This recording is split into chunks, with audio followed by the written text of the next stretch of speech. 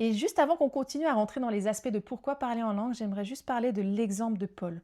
C'est lui-même qui nous dit qu'il priait en langue plus que tout le monde. Il dit, je rends grâce à Dieu de ce que je parle en langue plus que vous tous.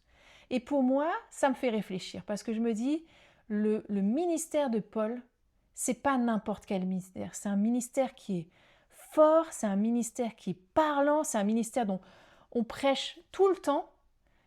Et est-ce que ce ne serait pas une clé de ce ministère, se parler en langue qu'il faisait constamment? C'était un homme très occupé aussi. Il faisait tellement de choses pour le ministère et pourtant, il dit ici qu'il parle plus que nous tous en langue. Ça veut dire qu'il prenait beaucoup de temps pour parler en langue.